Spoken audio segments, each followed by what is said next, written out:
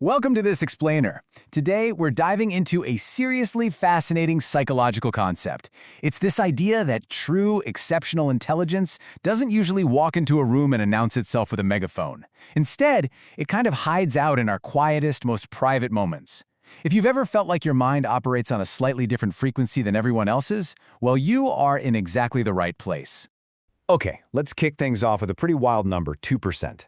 Psychology suggests there are 7 specific, very private habits of the mind. And if you happen to do even 3 of the 7 things we're going to talk about today, your brain is actually wired in a way that less than 2% of people will ever experience. We aren't just talking about getting good grades or being book smart here. We're talking about a rare, quiet intelligence that nobody around you has probably ever even noticed. Until now, that is. All right, let's dive straight into Section 1. The myth of loud intelligence.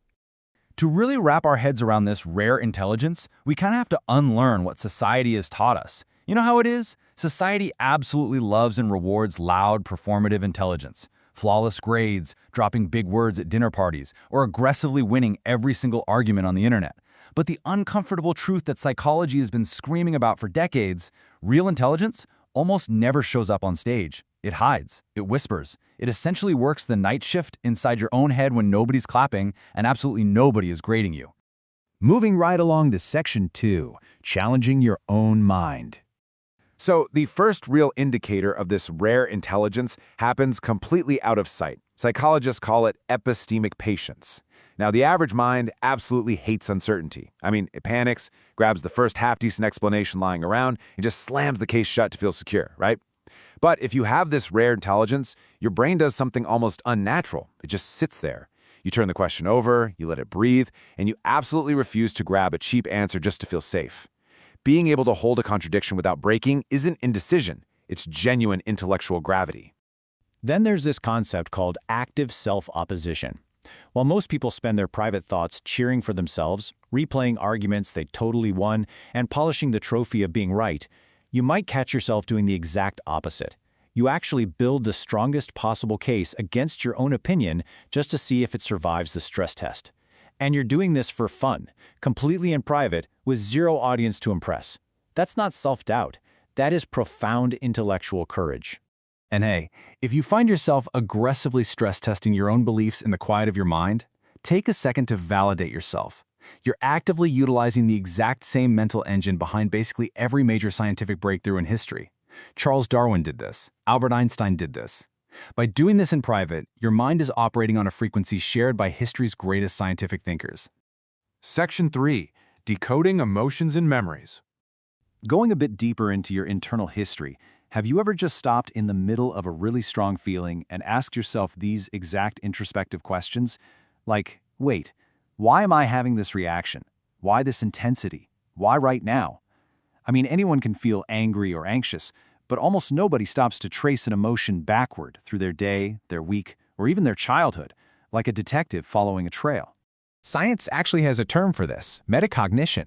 You aren't just blindly reacting to your emotions. You're actively decoding them like data points.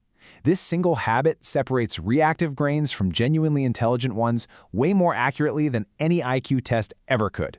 While most people are completely swept away by the storm of their feelings, you're the one reading the weather map, seeing those emotions as signals that just need to be understood.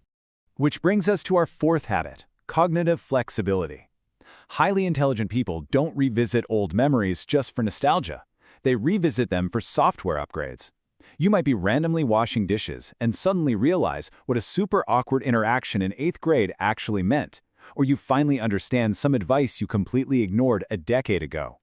Your mind isn't just a static hard drive storing files. It's actively reorganizing your entire life story in the background, continuously editing it to make better sense of the world. All right, Section 4, curiosity and cognitive agility. Now this is where your unique intelligence really starts to flex its muscles. Habit number 5 is a total obsession with things that give you absolutely zero practical benefit. Most people's curiosity is super transactional. They learn something to make money or fix a problem. But you'll happily fall down a 3-hour rabbit hole researching octopus cognition, how medieval bread was baked, or the super intricate workings of the 1847 postal system. There's no exam at the end of it, no financial payoff, just a really hungry brain. Psychologists call this intrinsic intellectual drive. And I really want to reassure you right now, this totally useless curiosity isn't a distraction. It is literally one of the clearest, most reliable signals of a high-functioning mind. It's the fingerprint of genuine intelligence. Every person who ever changed the world started with an obsession that nobody else understood. Your weird, random rabbit holes? They're the raw material of a mind that simply refuses to be average. The crucial point here brings us to habit number 6, and honestly, this one is wild. Real-time intellectual agility. Most people commit to a mental direction and just ride it straight off a cliff because of pure cognitive momentum. They would way rather be consistent than be correct. But you have this incredible ability to be halfway through a sentence, maybe even just inside your own head, and suddenly stop and go, wait, actually no, that's not right, and completely pivot. You abandon that momentum without ego, without flinching, and without feeling the need to defend the version of you from 4 seconds ago. Seriously, I want to emphasize that number, 4. Society barely even notices this, and schools definitely do not teach it, but this right here is a quiet superpower. The willingness to be completely, utterly wrong for 4 seconds, just so you can upgrade your mind and be right for the next 40 years. While most people are busy desperately protecting their egos, you're compounding an uncatchable intellectual advantage. Section 5. The ultimate quiet superpower. The 7th habit changes absolutely everything about how you should view yourself. It's called autonomous cognitive engagement. Now, this isn't just saying, I tolerate solitude, or I'm okay being alone. It means your own thoughts genuinely entertain you. For you, a really long walk with no phone and zero stimulation feels like a total luxury, not a punishment. A quiet evening feels like coming home, not boredom. You actually enjoy your own mind as company. And psychology heavily links this comfortable solitude to some massive cognitive benefits. Enjoying your own mind is directly tied to higher abstract reasoning, much stronger emotional regulation, deeper creativity, and, interestingly enough, a phenomenally sharper bullshit detector in social situations. Because your mind is such good company, you don't need external noise or constant frantic distraction just to feel okay. You never confuse mere stimulation with actual thinking. So let's look at how this all builds together. Here are the 7 rare habits we've covered today: epistemic patience, active self-opposition, metacognition, cognitive flexibility, intrinsic drive, real-time agility, and autonomous engagement. Seeing them all listed out like this really cements the scientific validity of what you might have just previously brushed off as your strange personal quirks. The vital takeaway from the material we've gone through in this explainer is this. Possessing these habits doesn't necessarily mean you are instantly smarter than everyone else in the room. What they do is make your mind legible to yourself. They prove that those quiet internal moments, the uncomfortable questions you didn't rush to answer, the deeply held beliefs you bravely argued with, are hard evidence that your mind has been doing serious, profound work this entire time, far, far away from any stage or spotlight. Which leaves us with this final thought. If even 3 of the habits we explored today felt like I was literally describing your own brain back to you, it's not a coincidence. It is a pattern. So, are your quiet, weird quirks actually the hidden framework of a highly rare intelligence?